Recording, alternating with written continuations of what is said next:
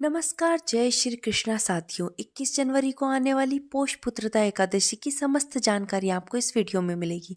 अगर आपने अभी तक हमारा चैनल सब्सक्राइब नहीं किया है तो जरूर करें।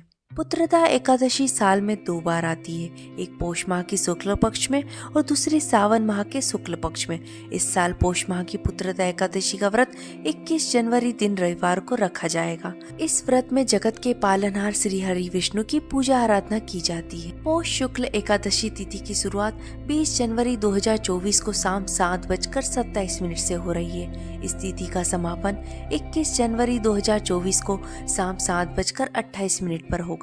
एकादशी का व्रत हमेशा सूर्योदय से प्रारंभ होता है, इसलिए उदय तिथि के अनुसार 21 जनवरी को ही पोष पुत्रदा एकादशी का व्रत रखा जाएगा।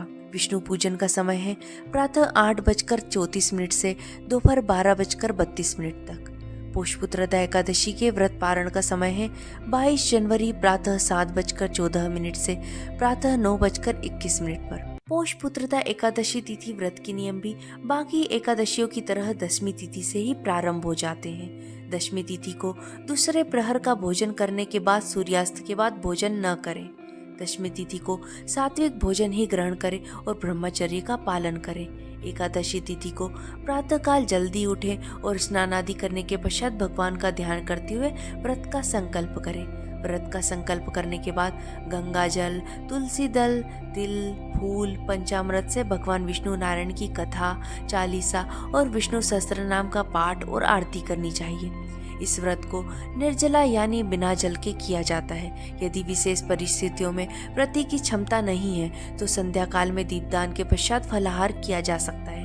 एकादशी के व्रत का पारण अगले दिन यानी द्वादशी तिथि पर किया जाता है। द्वादशी तिथि पर भी प्रातः जल्दी स्नान आदि से निवृत्त होने के बाद पूजन करें और भोजन बनाएं। उसके बाद किसी जरूरतमंद व्यक्ति या ब्राह्मण को सम्मान पूर्वक भोजन कराएं और दान दक्षिणा देकर विदा करें। उसके बाद स्वयं भी व्रत का पारण करना चाहिए। पोष पुत्रदा एकादशी की व्रत कथा। पुत्रदा एकादशी की कथा द्वापर युग के महिष्मती नाम के राज्य और उसके राजा से जुड़ी हुई है। पौराणिक कथाओं के अनुसार महिष्मती नाम के राज्य पर महाजित नाम का एक राजा शासन करता था। इस राजा के पास वैभव की कोई कमी नहीं थी, लेकिन उसकी कोई संतान नहीं थी, जिस कारण राजा परेशान रहता था। राजा अपनी प्रजा का भी पूर्ण ध्यान रखता था। संतान न होने के कारण राजा को निराशा घेरने लगी। तब राजा ने ऋषि मुनियों की शरण ली। इसके बाद राजा को एकादशी व्रत के बारे में बताया गया। राजा ने विधि पूर्वक एकादशी का व्रत पूर्ण किया और नियम से व्रत का पारण किया। इसके बाद रानी ने कुछ दिनों बाद गर्भ का धारण किया और 9 माह के बाद एक सुंदर से पुत्र को जन्म दिया। आगे चलकर राजा का पुत्र श्रेष्ठ राजा बना। साथियों, पोष पुत्रदा एकादशी का काफी महत्व है। इस व्रत को करने से श्री हरि विष्णु के अलावा माँ लक्ष्मी जी की भी कृपा प्राप्त होती है। धार्मिक मान्यता है कि यदि कोई जातक इस व्रत को विधि पूर्वक करता है तो जल्द ही उसे संतान सुख की प्राप्ति होती है। इसके अलावा लंबे समय से रुके हुए कार्य भी पूरे हो जाते हैं।